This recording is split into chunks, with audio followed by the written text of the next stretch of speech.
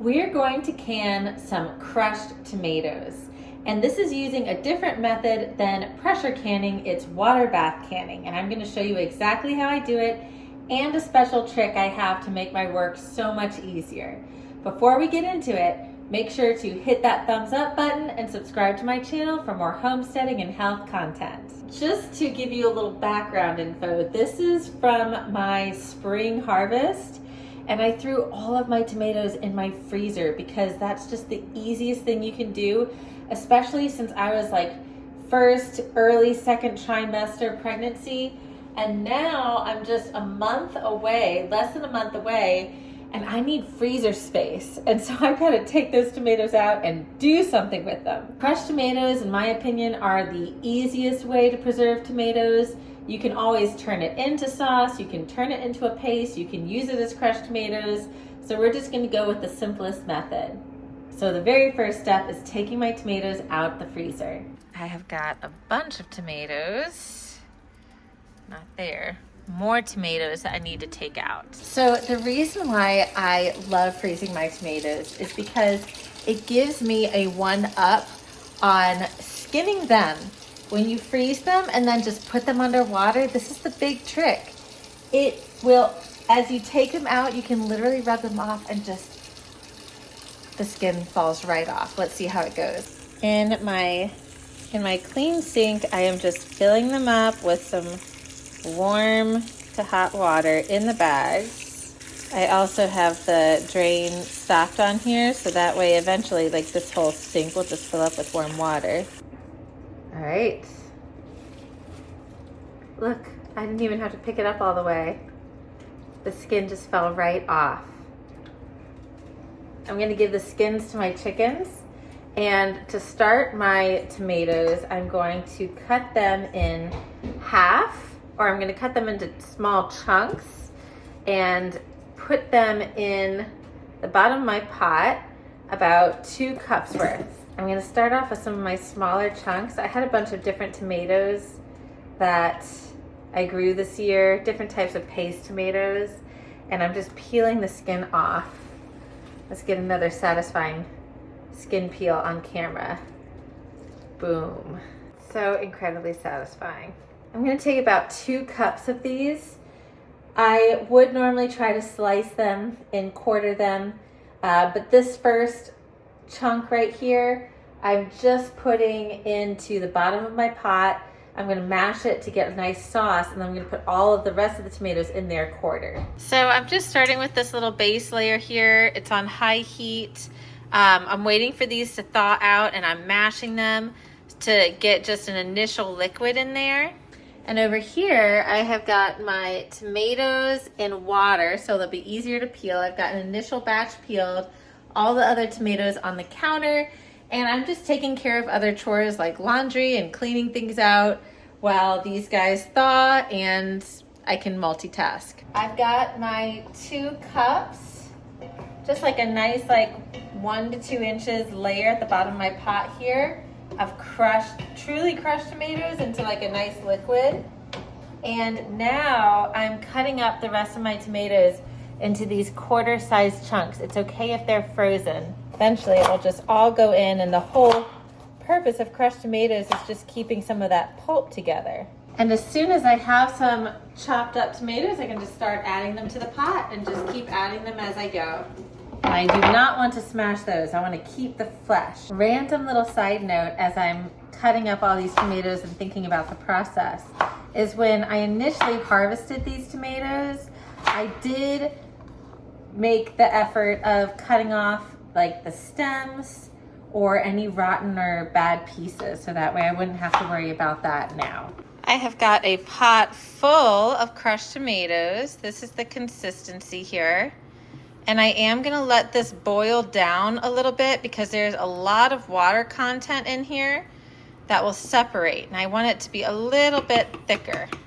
All right, I have got way more crushed tomatoes than I probably even have jars, pint jars ready to go. And I've got a bunch more tomatoes here. So I'm probably gonna do a tomato sauce and a tomato paste video separate from this. But for now, it's time to pack our jars. And when you are packing your jars, similar to pressure canning, you need to either cold pack them or hot pack them, meaning that every item from the product that you're putting into your jars, to the jars themselves, to the lids, to the water in your canner, is either cold or hot. Any change in consistency is going to cause a potential crack. So what I have here is I've got my tomato sauce ready. I've got all of my jars cleaned and they've been heating in the oven at 200 degrees. I've got some salt. I'm gonna squeeze some lemon juice as my preservative. And I've got my canning tools, and I'm gonna put these lids, these clean lids, in some hot water. All right, we're gonna take our hot jars out. Remember, these are hot jars. Okay, they were in the oven? They were in the oven, and we're gonna, because everything's gotta be hot when you do it this way. Our jars are hot. We're gonna put our salt and our lemon juice in our jars first before putting in the tomatoes. You can, but just know if you touch this with your arm or your fingers or your jar, it's gonna burn you, okay? You're gonna have to move everything over. So that way it's easier for you to get to. We're gonna do a half a teaspoon. This one? Yeah, we're gonna do a half teaspoon of salt. A whole one? Yeah. A half teaspoon in each one. All right, now we're gonna do a tablespoon of lemon juice in each one. And it's a tablespoon is your biggest one usually. Here, I'll pour it and you just put it over each cup. One. I'm gonna use my little colander here to help me pour. And I'm gonna leave a half-inch space. A half-inch space at the top. They call that the head space. You really want to honor that because if it's any higher, then it might affect the seal. This is the head space. It starts at like that first rim right there. And you want to give a generous head space. I think all of these are good.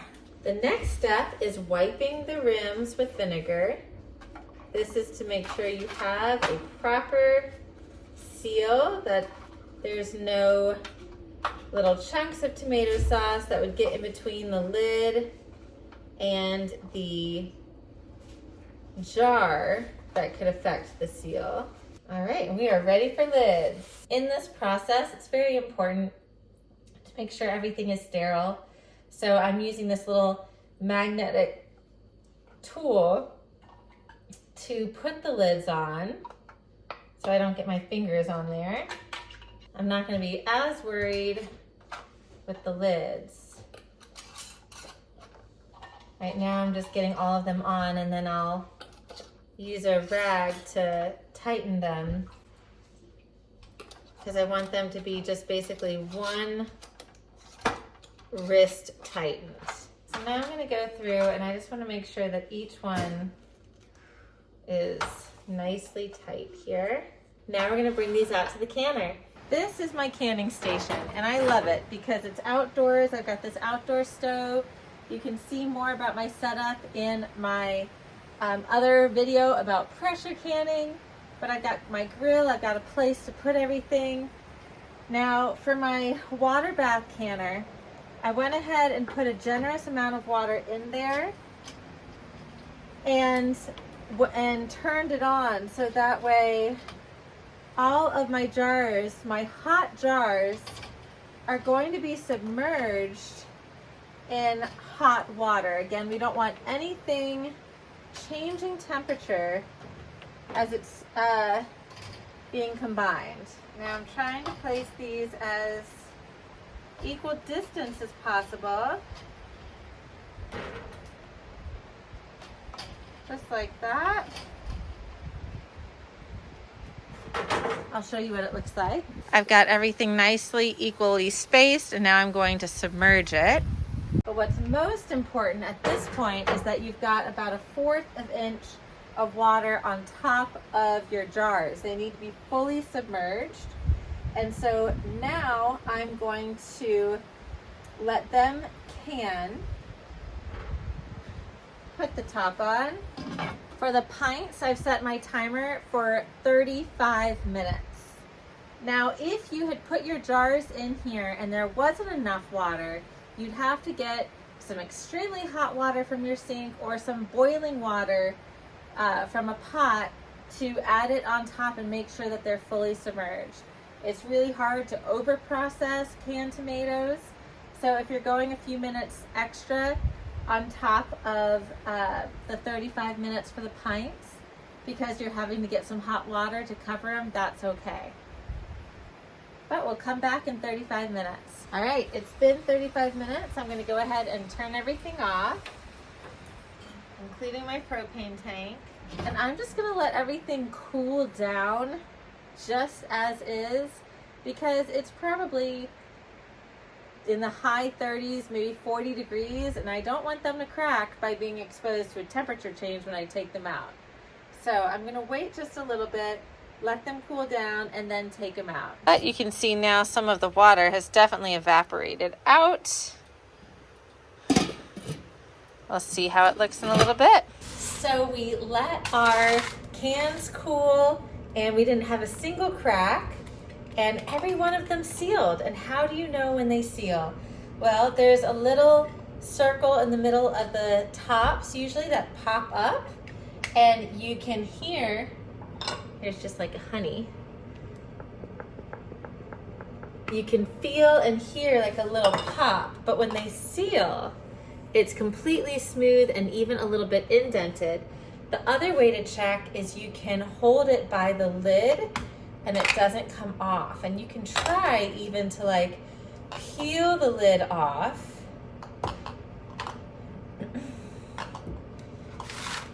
And they're good to go. Now, if you had any water separate from your tomatoes in your jars, it's perfectly fine. It just means that the water didn't boil out enough, but you can shake them up and they'll be just fine to use, and you might want to use maybe a little bit more with whatever recipe you're cooking with. I have labeled my jars and they are good to put away for storage. Anything canned can technically last 2 to 3 years, but as long as the seal is tight and everything looks good inside, some people will say even a little bit longer. I'm excited to have my crushed tomatoes for the season. I hope you enjoyed this video. Thank you so much for watching. And if you did enjoy it, please make sure to hit that thumbs up button and subscribe to my channel for more health and homesteading content.